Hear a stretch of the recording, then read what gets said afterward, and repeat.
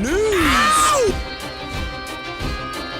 Okay, we'll start with this. We now know who unbeaten up-and-comer in the featherweight division, Raven Chapman, is going to be fighting. It appears that they have rescheduled the Johanna Sarabia fight for later on this month, the fight that was supposed to go down earlier this year in March. I think Raven had to pull out due to an injury, something like that. Initially, it was supposed to be going down at the York Hall. Now it's going down at the O2 in London on the undercard of Joe Joyce versus Derek Chisora. This is a bigger show, which means more eyes, more exposure for the fights, for the fighters. Raven Chapman, 30 years old, fighting out of the orthodox stance to Johanna Sarabia, who's 22. 8 years younger. Raven sports an unblemished record of 8 wins with no losses, no draws. 2 knockouts. To Johanna Sarabia, who sports professional record of 10 wins with no losses and no draws, 6 knockouts.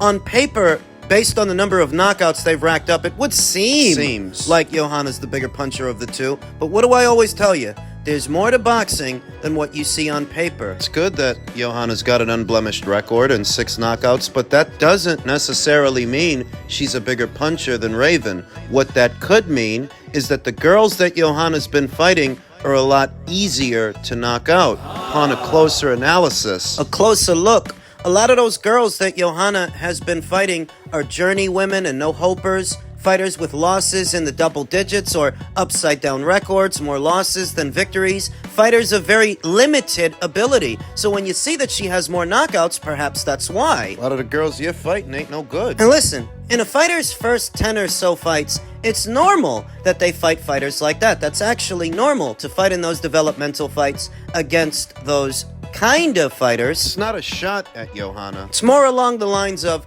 Raven's 8-0 tell us more about Raven than Johanna's 10-0. That Raven has faced better fighters in 8 fights than Johanna has faced in 10. Fighters like Lucy Sedlakova, Brazil's own Lila Furtado, former champion Jorgelina Guanini. That these 3 fighters are better than any fighter you'll find on Johanna's resume. Even Linda Leica. Just like before, when I first talked about this fight and conducted a search, there's no footage of Johanna online. There's no footage of her on YouTube, no footage of her anywhere. I know because I checked. Which makes it a bit difficult to know what exactly Raven is going to be dealing with. What kind of fighter is this? How does she go about fighting a fight? But based on what little we know and the kind of opponents that she's faced so far, it doesn't look like she's fought anyone near as good as Raven Chapman, who's a very special fighter. I have loved her. And what is this? A prelude to an eventual Sky Nicholson showdown. And I love her still.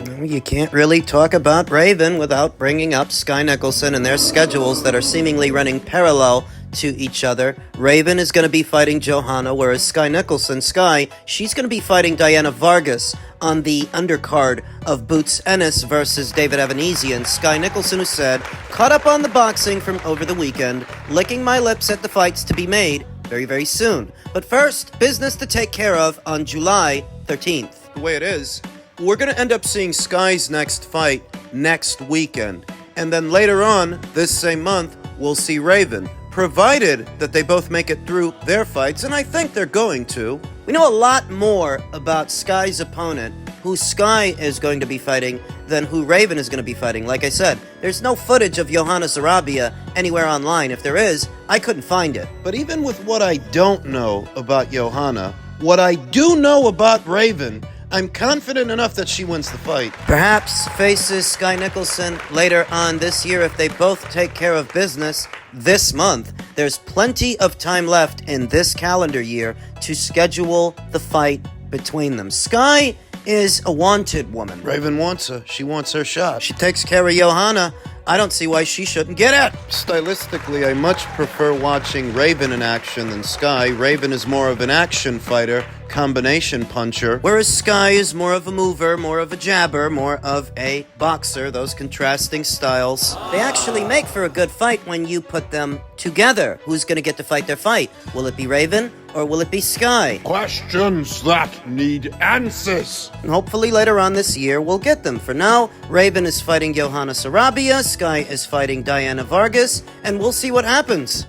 Men's super middleweight news, the latest as it pertains to Canelo Alvarez and who he could be fighting. His next fight could reportedly be against either Edgar Berlanga or Jermall Charlo. September 14th remains a possible date, though he may end up fighting a few weeks later as a result of the UFC hosting a fight of their own in the Sphere in Vegas. I don't like either of those fights. You know that I would rather see Edgar Berlanga fight Jermall Charlo or Caleb Plant versus either one of them, either Edgar or Jermall. I'd prefer that over seeing them fight Canelo, because them against Canelo, it just doesn't feel even. That Canelo is already beyond fighters like Edgar Berlanga, a fighter like Jermall Charlo, who's finished. He's washed up. It's rare that you see an unbeaten fighter, a fighter who's never actually lost a fight, in the condition, the position of a Jermall Charlo, to where you know, as soon as you put him in there with a live body, that's as soon as it's going to take him to suffer his first loss. As soon as you do it. So what on earth has he done in the last 3 years to earn a shot at undisputed at super middleweight? I don't want to see Canelo fight a fighter like that. I really don't want to see him fight Edgar either, Edgar Berlanga. No. Granted that Edgar is fresher and younger than Jermall Charlo, not as many miles on the odometer, and he is Canelo's mandatory challenger, but I just feel like allowing Edgar to fight Canelo straight away, Edgar is skipping steps, that rightfully, Edgar should be fighting someone like Caleb Plant. A former champion, they had a little back and forth a few weeks ago. Nigga, you look like you was, oh my God, you know what I'm saying? Like, he's like, oh my God, like, I'm like, yo, bro, like, this nigga got me out of, you know what I'm saying? He lucky I ain't smacked the shit out of him, because I'm really like that, but I would've, you know what I'm saying? But he looked like, no, I would've smacked, I would've knocked him out. You know the slap contest? Oh, yeah. Boom, I would've did the same shit. Yeah, I would've, boom, you know what I'm saying? You feel me? He look like the type, he'll probably want to get me locked up, sue me and all that shit. Okay. You know what I'm saying? But he, you know, you seen when he smacked Charlo, though. He smacked Charlo, and that was the thing. Come on, bro. We not Charlo, bro. Like, we from New York, bro. Yeah.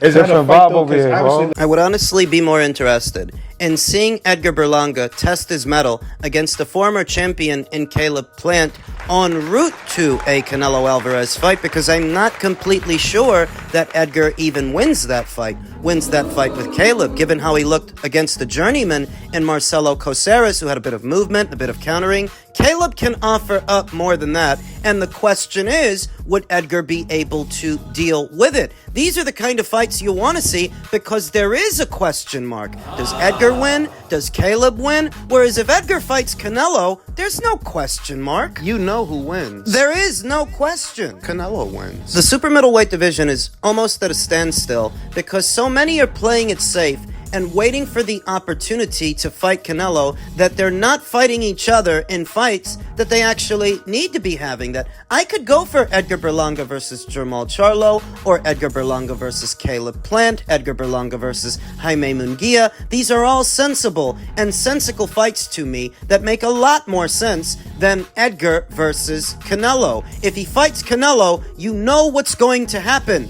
We all do. Reality. Rumor has it that Caleb Plant may be facing Jermall Charlo. I came across that rumor a few weeks ago. I don't know if I fully believe it, but you have to figure that if Canelo is fighting Edgar in September, he's not fighting Jermall. And if he's not fighting Jermall, then maybe you could make the fight between Jermall and Caleb. They have their own affairs to settle. Caleb smacked the shit out of Jermall a couple of months ago, you remember. I would prefer to see Plant versus Charlo in August than Canelo versus Charlo in September. There's no excuse to be fighting a scrub like Charlo at this point. And Edgar? Are you okay with Canelo versus Edgar Berlanga? No, I'm not okay with that either. I just said I'm not okay with that fight. Though it might happen. If it does, it's gonna sell, whether you like it or not, whether I like it or not. Puerto Rico versus Mexico sells, and that's what this is. That's what this would be. For all of the complaints you hear about who Canelo Alvarez is fighting or who he's not fighting,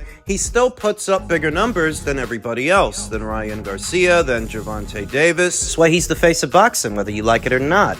And with this fight, with an Edgar Berlanga fight, it would still sell, even though Edgar's not who people want to see him in the ring with. Who do they want to see him in the ring with? David Benavidez. I'm not a David Benavidez fan. I'm not a David Benavidez supporter. But I think it's about time they make that fight. Now, as it pertains to that fight, one man who's actually fought them both, Canelo and David, Caleb Plant, who I just mentioned, he talked about that fight. Talked about who's stronger. I have fought with both and I can say that Canelo hits harder. I don't know why he insists on a fight with Canelo if he doesn't have the slightest chance to beat him. Canelo is the strongest boxer I have ever faced and his punch is the hardest of him boxing. Benavidez only wants money and fame, because after fighting with Canelo his boxer career will end.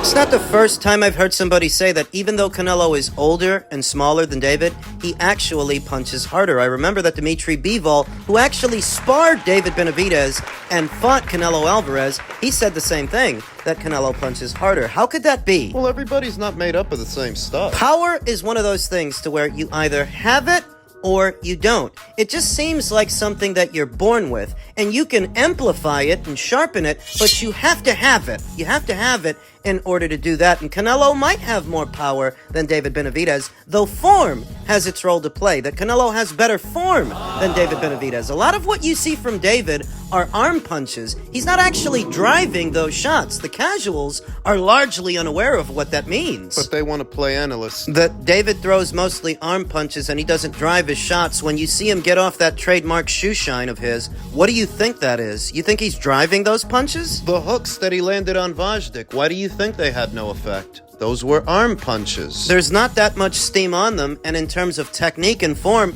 he's not actually driving those punches. He's not keeping his shape and turning his hips, turning into the punch as a single motion. David has a hit like a girl, like a bitch. The way that David really wears down guys is through exhaustion. That his engine keeps up into the later stages of a fight where the other guy gets tired, then they start taking punishment. But in terms of single punching power, it's entirely conceivable that Canelo Alvarez has more of it in tandem with his technique. That Canelo is better at hitting you with punches that you don't see, thereby causing more damage. Remember that Canelo's a counterpuncher by trade. Even when he's applying pressure, he's still working off the counter, baiting you to throw so he can counter what you throw. To catch you off guard, to catch you when you aren't looking, to thereby do more damage. That's it. That's why I want Canelo to hurry up and fight this guy and put this to rest. Just put it to bed. Get rid of this chump. I don't want to see him fight Edgar in September. I want to see him fight David. Still hoping he does. Finally, in men's heavyweight news, a continuation of Froch's ongoing dispute with Anthony Joshua ahead of what is to be the Daniel Dubois fight. Froch has called on Anthony Joshua to meet him face-to-face and deal with their feud like men. After receiving more WhatsApp messages from AJ, it's schoolboy stuff. It's like plastic gangsters. It's pathetic, really. He messaged me again overnight and deleted 4 messages. I've had a barrage of abuse, but I don't mind meeting up and dealing with it like men. Because if you're going to send me messages abusing me, then deleting stuff, and then you don't pick up your phone when I try to give you a call, man to man, then what am I going to do? I'm going to expose you for what you are. You're exposing yourself for what you are, Carl. An attention whore. You taking shots at Anthony Joshua is not new news or a new development. You've been doing that subtly for a long time. So when you get a taste of your own medicine, when you get a similar brand of abuse to the abuse that you've been dispensing, oh, now you don't like it. Now you want to meet up man to man. You expect this guy who's got a fight scheduled in September to put all of that aside to do what? Have a Donnybrook on the cobbles with you? You're taking the piss. You've got to be. When you say all these things publicly, you're doing it for attention, not because you have any intention of following through. You're taking the piss. Engagement farming for your channel, for your profile, because Carl has always been a bit of a glory hog. What's wrong, Carl? Do you feel yourself slipping into obscurity? Need a hug? Need attention? At a time when Anthony Joshua's upcoming fight is all the rage, it's what everyone in England is buzzing about, you want to take that time out to steal his thunder and make it about you. Make it about you and him. When it's about him and Daniel. A mega fight, a huge show set to go down in roughly 2 months' time at Wembley, stadium fight. You're actually expecting him to take time off, call the camp off, have a Donnybrook on the cobbles with you because of some stuff that got said on the internet. You're a grown man. Stop. And what it really is, ladies and gentlemen, listen, is we're in a time, a day and age, where varying demographics of individuals of various ages, even those Carl Froch's age, are willing to do anything for engagement, anything for attention. The attention is how they justify it. The ends justify the means. I'm going to start up some stuff, with Anthony Joshua, but I'm gonna make it seem like he's attacking me, that I was just dispensing some constructive criticism. Is that what you were doing? Isolate the incident. Make it seem like an isolated incident that you were talking him down. Don't. That you've been trashing him. No, you've been trashing him long enough that it's had an accumulative effect. And you don't actually expect him to meet you anywhere, to do anything, because you know he's in the middle of a camp. Right. For a fight. Right. You know that just as well as I do. So when you take to social media and you make this public, you make all of it public, you're doing it for publicity. It's jealousy, folks. Don't really want to delve in these affairs as they are petty, but when a Carl Froch talks down an Anthony Joshua or a Lennox Lewis, those who you might expect He's another one. to show solidarity for what is their countryman and their compatriot, not just as a Brit, but as a boxer, that it's always the same cluster, the same pool of guys taking shots at Anthony Joshua. What do you think motivates it? Jealousy. It's jealousy. Just plain old jealousy. You must understand that Anthony Joshua, in terms of his career successes, I would say that he's done more for the British boxing scene than Lennox Lewis ever did. And Lennox Lewis was a great fighter, make no mistake. One of the best fighters that ever laced them up. One of the best heavyweights.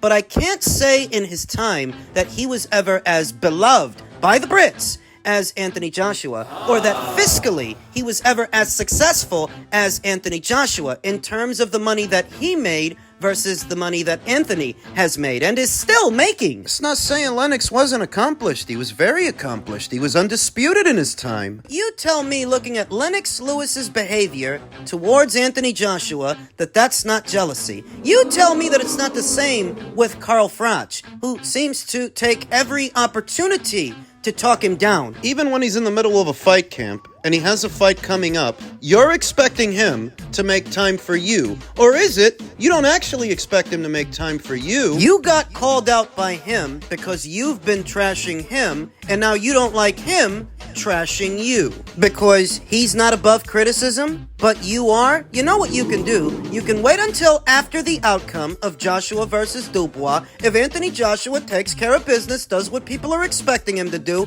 then maybe him and you can settle up, and we'll see if you keep the same energy. He will put his foot so far up your ass we'll see the logo of his boot across your chest, Careful what you wish for, Carl. because you just might get it.